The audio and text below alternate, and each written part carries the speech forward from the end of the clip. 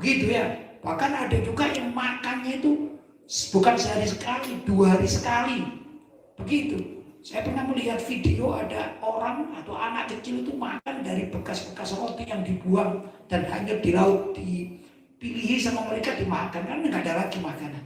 Nah, orang-orang seperti kita yang berkecukupan, bukan yang berlebih-lebihan, apalagi yang ekonominya meroket berlebih-lebihan, ya, itu diperintahkan untuk ikut prihatin dengan cara berpuasa. Memang kita masih punya uang, tapi kan kita dilarang untuk menikmati hidangan-hidangan yang semula tidak dilarang itu tatkala masuk bulan suci Ramadan. Itu adalah melatih diri kita taat atau tidak taat kepada Allah SWT. Yang kedua, kita punya rahmat atau kita tidak punya rahmat atau kasih sayang pada sesamanya. Tatkala kita melaksanakan ibadah puasa, sabarnya kita berusaha atau merasakan pahitnya kehidupan orang-orang yang status ekonominya jauh di bawah kita. Begitu.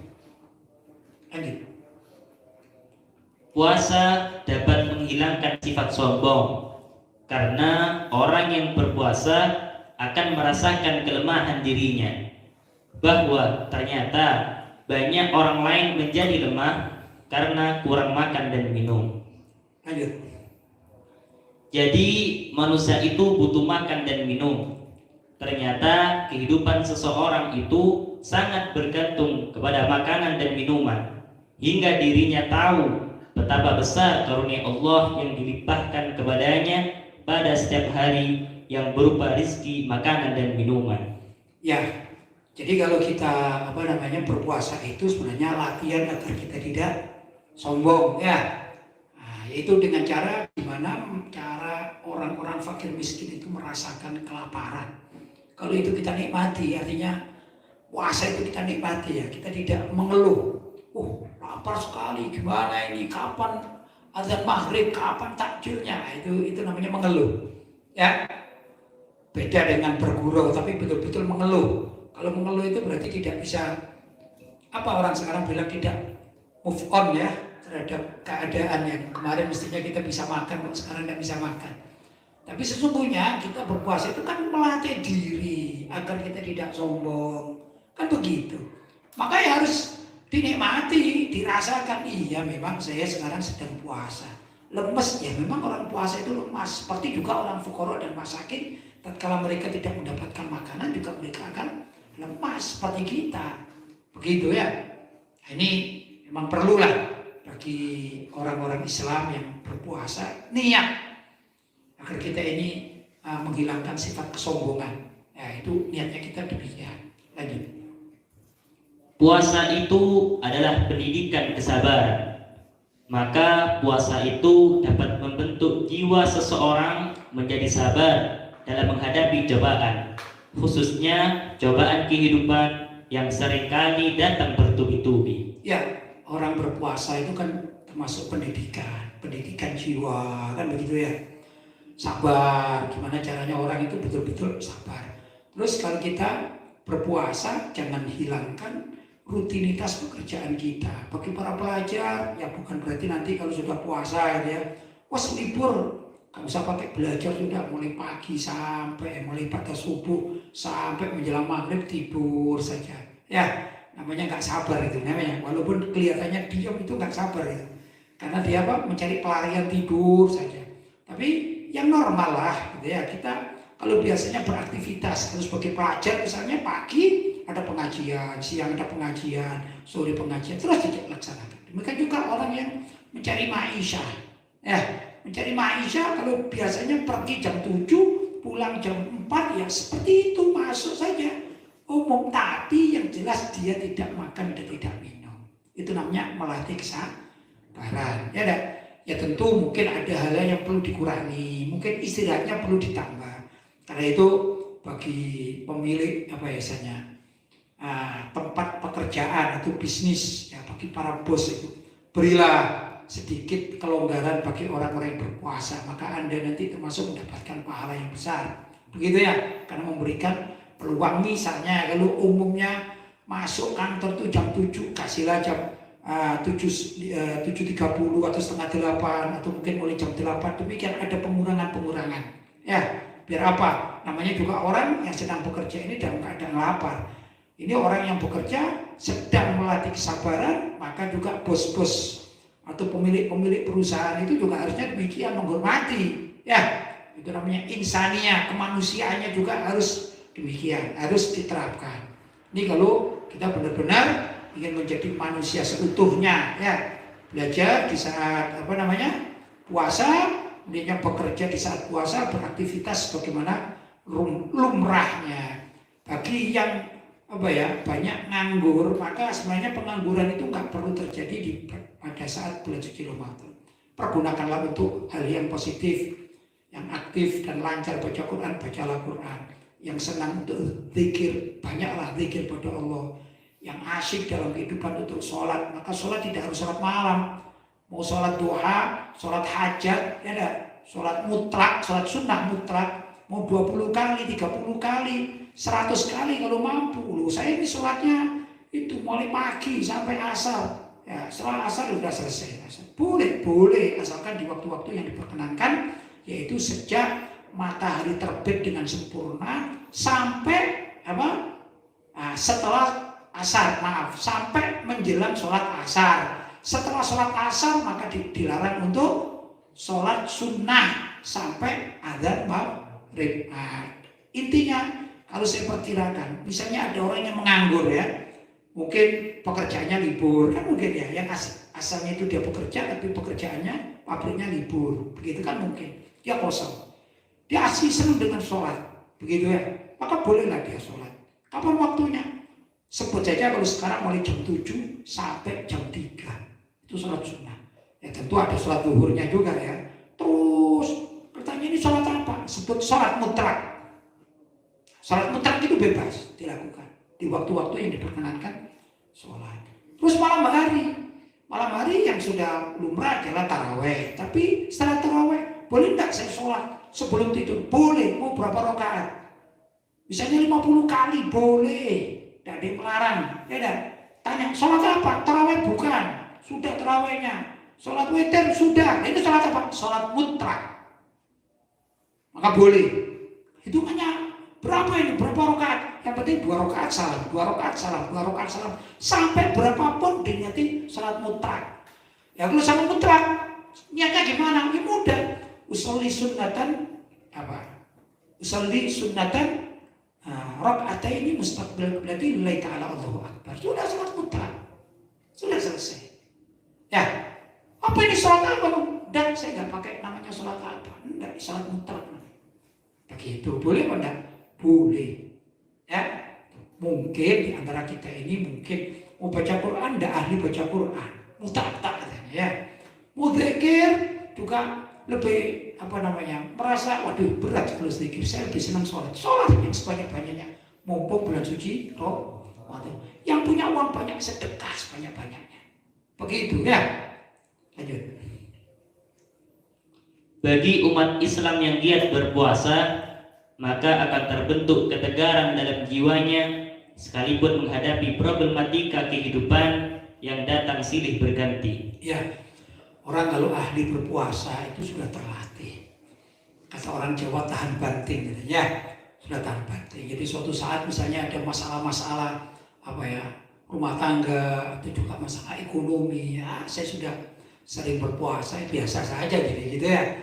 Wah, misalnya di antara kita ditakdirkan, ya, naudzubillah min dzalik, mudah-mudahan takdirkan yang berkecukupan. Tapi mungkin saja kan ya. Tiba-tiba takdirkan menjadi orang tidak punya, sudah puasa saja. Setiap hari puasa, tidak apa-apa. Setiap hari niat puasa. Nanti kalau dapat rezeki ya makan, kalau dapat rezeki puasa. Kenapa? Lu kok bisa kamu puasa? Sudah terlatih puasa pada bulan suci Ramadan pakai itu. Namanya latihan. Jadi menjadi jiwa-jiwa yang tegar, gitu ya. Baik, ya ikhwan, itu artikel yang saya tulis dalam judul tadi. Puasa Ramadan termasuk tiang agama, sudah dibacakan dengan baik. Mudah-mudahan ada manfaatnya dan mudah-mudahan dapat kita jadikan salah satu tolok ukur bagi keimanan kita, atau mungkin sebagai motivasi ya, agar kita ini bisa menghidupkan, memakmurkan bulan suci Ramadan lebih daripada bulan-bulan biasa atau selain bulan suci Ramadan. Mudah-mudahan ada manfaatnya. Berikutnya saya persilakan Ustaz untuk membaca tanya jawabnya kalau ada pertanyaan yang masuk. Baik, alhamdulillah Pak Kiai, pada malam hari ini sudah ada beberapa pertanyaan yang masuk pada kami melalui WhatsApp. Pertanyaan pertama dari hamba Allah dari Jogja. Assalamualaikum warahmatullahi wabarakatuh. Waalaikumsalam warahmatullahi wabarakatuh. Afan mau tanya Ustadz, kalau misalnya ada seorang muslim yang melakukan sebuah dosa dan dia tahu kalau itu dosa, kemudian dia continue di atas dosa tersebut, apakah dia termasuk golongan munafik ataukah fasik atau justru kufur? Kalau menurut mazhab Ahlus Sunnah wal Jamaah, bahwa orang yang continue melaksanakan atau melakukan kemaksiatan itu namanya fasik. Orang fasik adalah orang yang terus-menerus melakukan dosa.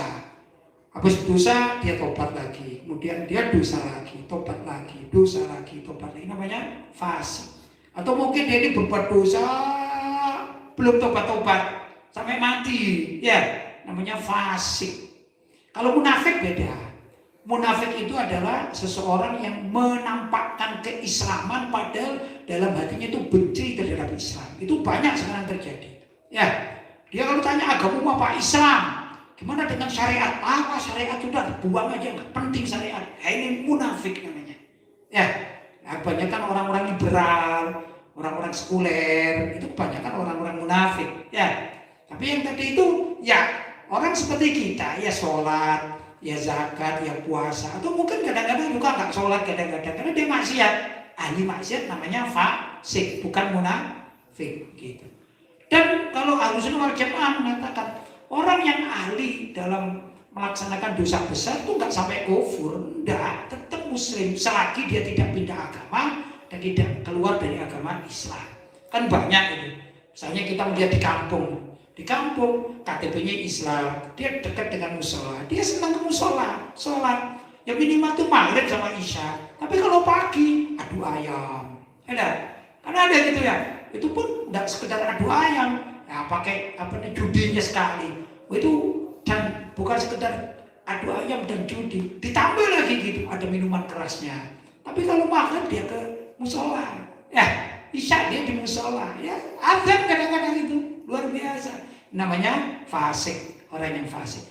Orang fasik itu bisa masuk surga, tapi kalau dosanya itu lebih besar daripada amal ibadahnya, maka dia akan masuk neraka terlebih dahulu. Baru dicuci di neraka sampai dia bersih, ya dengan deterjen ala neraka. Kalau sudah bersih, baru dia akan masuk surga karena dia ini muslim, tapi dia pelaku dosa banyak, ya itu dosa besar atau pelaku banyak kemaksiatan, begitu namanya apa? Fasik. Baik. Pertanyaan berikutnya dari hamba Allah dari Gresik. Assalamualaikum warahmatullahi wabarakatuh. Waalaikumsalam warahmatullahi wabarakatuh. Semoga antum diberikan sehat walafiat. Amin. Afan mau bertanya, bagaimanakah cara bersedekah yang baik ketika di bulan Ramadan seperti ini? Bersedekah yang paling baik menurut saya ini ya adalah yang kontinu. Kontinu itu bagaimana? Pertama, bersedekah itu boleh dalam jumlah besar. Kalau saya punya uang 1 miliar, maka saya sedekahkan 700 juta. Boleh atau tidak boleh? Boleh. Jangankan 700 juta, 900 juta langsung sedekah ke satu tempat. Boleh atau tidak boleh? Boleh. Ya. Tapi yang terbaik itu misalnya dibagi-bagi. Kalau saya punya 1 miliar, itu dibagi 30 hari. Berapa itu? Nah, itu nanti sedekahkan setiap hari sedekah dari tatkala 1 bulan suntuk, maka sedekah saya bisa mencapai 1 miliar. Itu kalau saya punya uang 1 miliar. Tapi kalau saya punya uang misalnya 30 juta misalnya, ya saya sedekah setiap hari ke masjid sana 1 juta, musola itu 1 juta, ya di berikutnya, ya dah. kemudian di tempat lain pesantren itu saya sedekah 1 juta. Nanti 30 hari uang saya habis karena jumlahnya berapa? 30 juta. Memang itu uang berlebih kan gitu ya. Nah, itu yang lebih baik continue. Nah, sedikit tapi terus menerus itu jauh lebih baik daripada sekali tapi kemudian tidak sedekah lagi. Tapi kalau misalnya ada pembangunan masjid atau pembangunan tempat ibadah ya, atau tempat sesuatu seperti majelis taklim ini, kalau kita bisa memberikan sesuatu itu baik, sedekah kita di situ, semen kita sumbang semen karena masjid itu sedang membangun, maka itu namanya menjadi sedekah jariah. Alangkah baiknya kita tanya, Pak Takmir, kurang berapa itu? Kalau misalnya kita orang kaya ini, kurang berapa itu pembangunannya? Ini masih kurang 100 juta. Yang 50 juta saya tutup. Ya, saya yang bayarnya. Sudah. Jadi sedekah milik kita itu kan jadi bangunan masjid. Yang bangunan masjid setiap saat dijadikan tempat sholat. Maka selagi masjid itu dipergunakan untuk tempat sholat, maka kita mendapatkan apa? Pahala jariah begitu. Ya, jadi boleh terserah.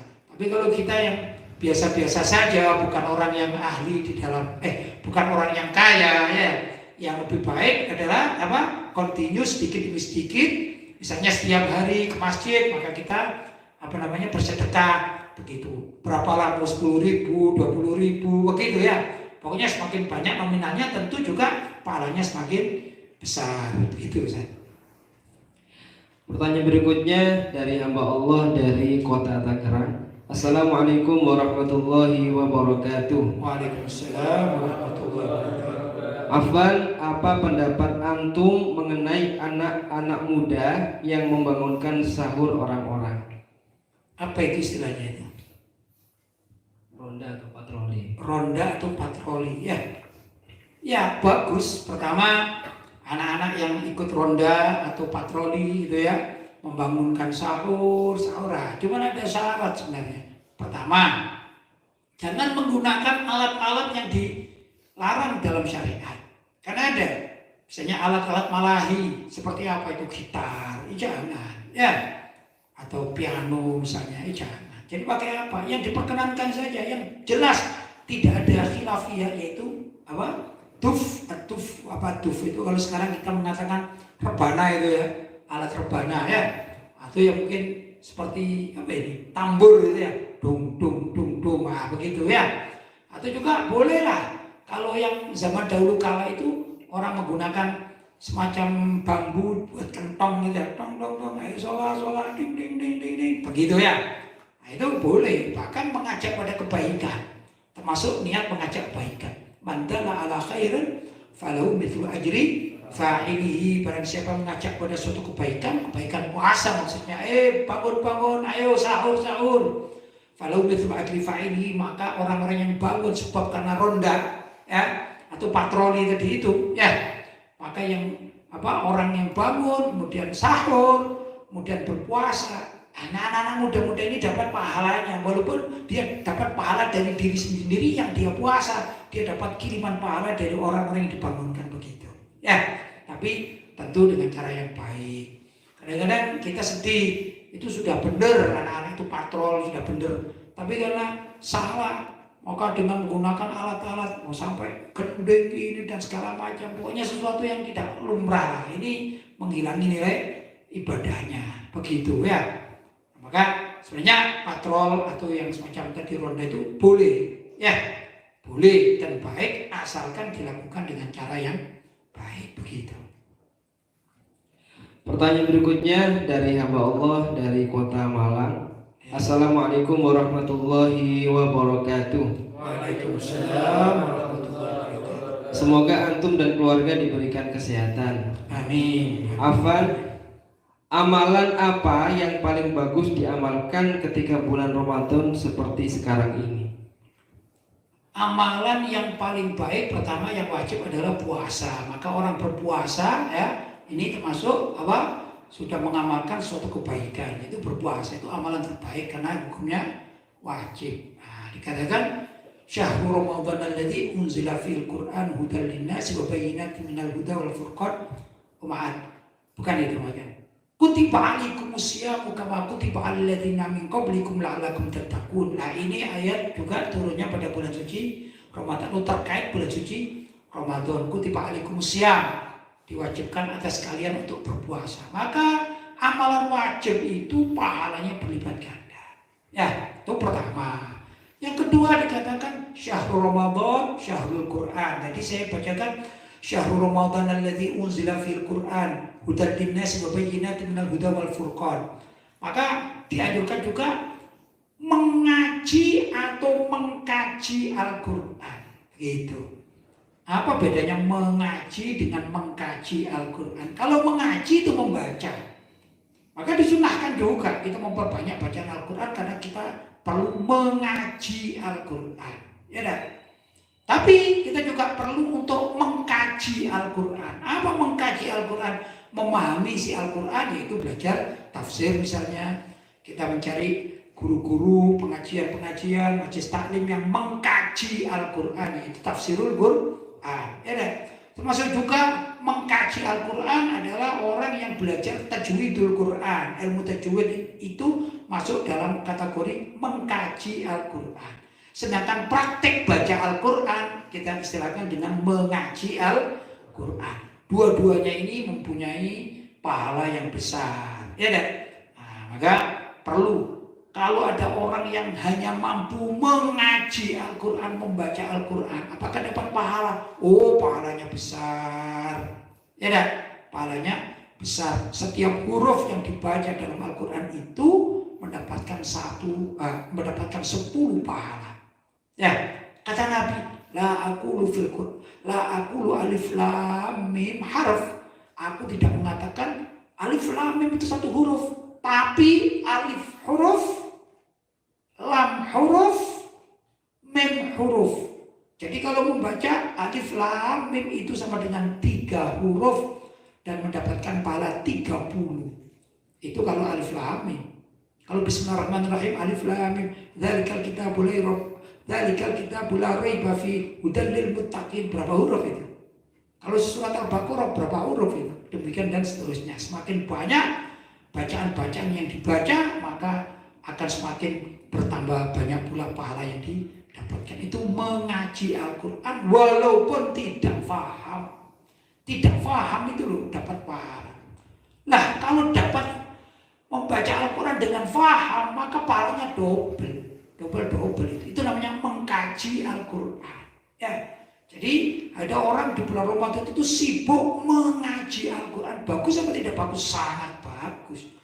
Tapi mengkaji Al-Quran jauh lebih bagus karena akan memahami ayat-ayat Al-Quran. Bagaimana kalau bisa beristinbat dengan ayat-ayat Al-Quran? Maka itu jauh lebih bagus, karena orang yang beristinbat dengan dalil-dalil Al-Quran berarti dia ini orang yang alim, kan begitu ya. Loh, kalau dia bisa mencetuskan dalil-dalil seperti Imam Syafi'i, Imam Malik dan sebagainya, para imam itu dari mengkaji Al-Quran, wah ini pahalanya bisa terhitung lah. Begitu. Nah, tergantung dari kemampuan kita. Kita ini yang dalam taraf mengaji Al-Quran atau mengkaji itu tergantung masing-masing. Katanya ada orang, Pak Ustadz, Pak Kiai, saya belum mampu mengkaji Al-Quran. Dan saya juga belum mampu mengaji Al-Quran. Kenapa? Saya bacanya itu loh, gak bisa, saya mesti berat sekali. Itu dalam bahasa Arabnya mutakta namanya. Mutakta itu orang yang gagap atau orang yang susah membaca Al-Quran. Saya contohkan misalnya gitu ya, Kalau kita baca surat Al-Asr secara lancar kan enak. Bismillahirrahmanirrahim. Wal 'ashr innal insana lafi khusr illa alladziina aamanu wa 'amilus shalihati wa tawashaw bil haqqi wa tawashaw bis sabr. Itu lancar. Ya, itu orang-orang yang bisa baca Al-Quran dengan metode semacam itu dikatakan orang ini kelak di surga ma'as safaratil kiramil barara, bersama dengan para malaikat yang ahli kebaikan. Ya, yang sangat mulia, ya. Oh, para malaikat sangat mulia itu antara lain adalah malaikat Jibril. Padahal semua malaikat itu mulia, tapi ada yang sangat mulia seperti malaikat Jibril. Ya, begitu. Nah, orangnya ahli baca Al-Quran, maka kelak di akhirat bersama dengan malaikat-malaikat yang sangat luar biasa itu. Gimana dengan orang muta'ta? Misalnya bacanya Bismillahirrahmanirrahim wal 'asr innal insana lafi khusr innal insana lafi khusr. Nah, itu namanya muta'ta namanya ya. Kata Nabi, lahu ajron, dia mendapatkan 2 pahala. Luar biasa ini. Tidak bisa baca Quran, bisanya gitu. Mengeja itu. Ya, mengeja dapat 2 pahala. Kok bisa? Ya, pertama pahala baca Quran, tadi itu baca Quran tidak dapat pahala. Kedua, pahala usahanya ini diberi pahala tersendiri. Cuma ada syaratnya. Syaratnya selain dia belajar Al-Quran membaca tadi itu, dia harus punya guru. Walaupun di waktu yang lain. Karena untuk benar-benar Al-Quran bacaannya. Selagi dia masih punya guru, maka dia ini tidak apa-apa membaca dengan salah-salah tadi itu. Ya, oke. Ini untuk membaca Al-Quran.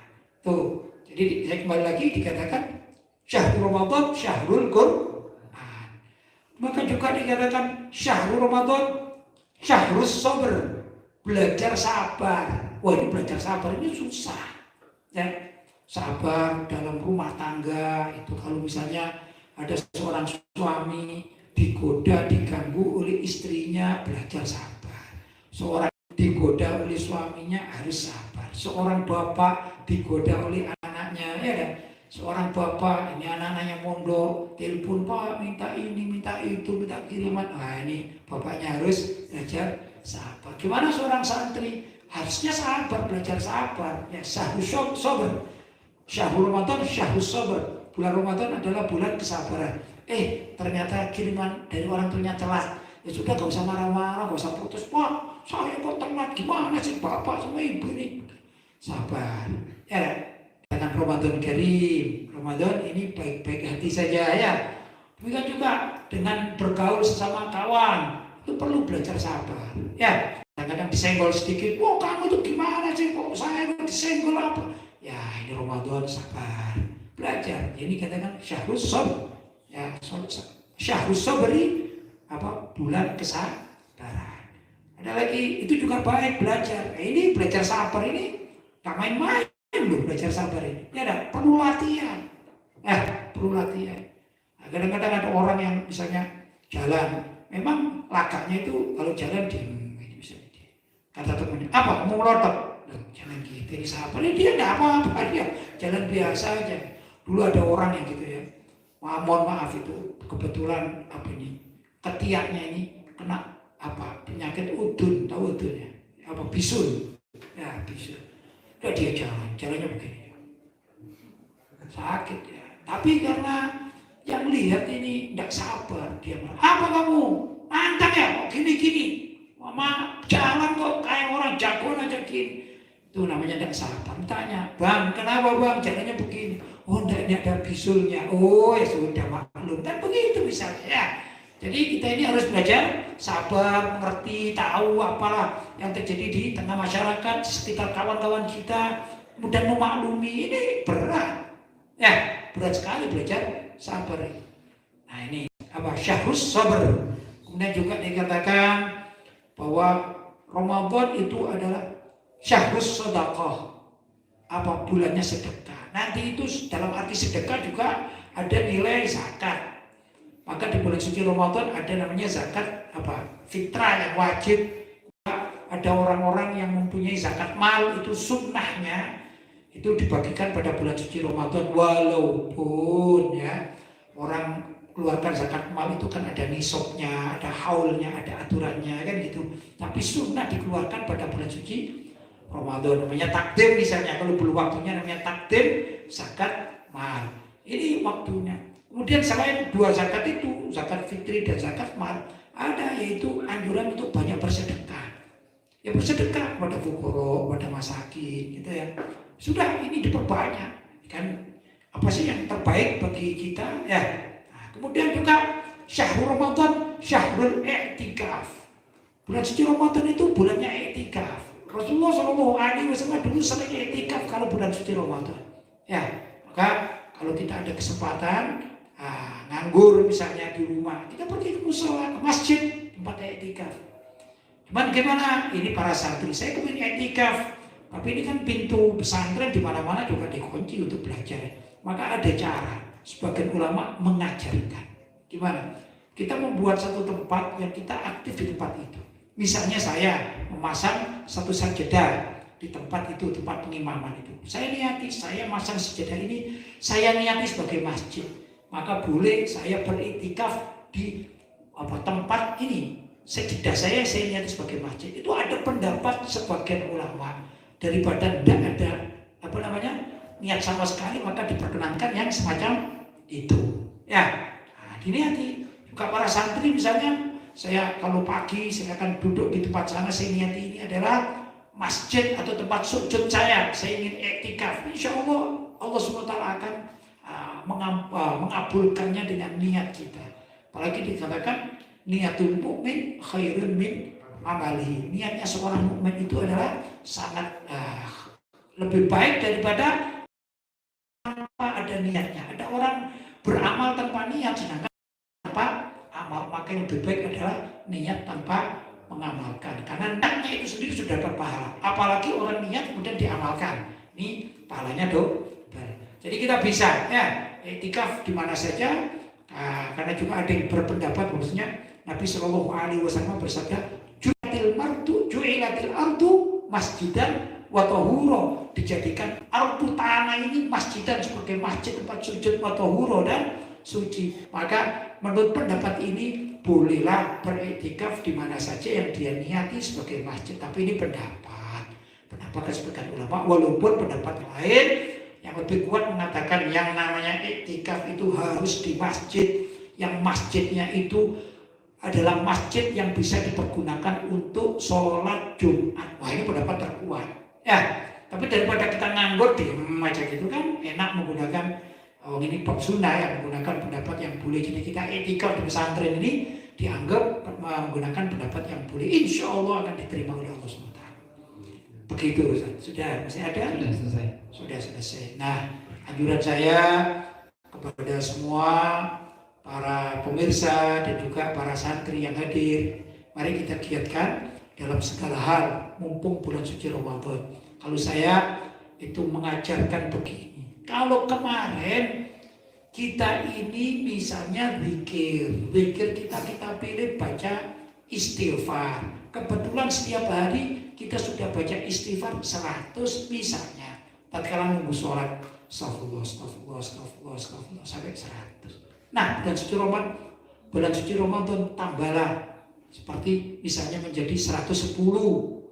Bukan cuma 100, tapi 110. Syukur-syukur kalau bulan suci Ramadan baca istighfarnya 200 begitu. Kalau kemarin kita ini sudah biasa sedekah di masjid di mana saja 1000 misalnya. Setiap kita masuk masjid kita sedekah 1000. Di bulan suci Ramadan ya tambahlah menjadi 3000 begitu.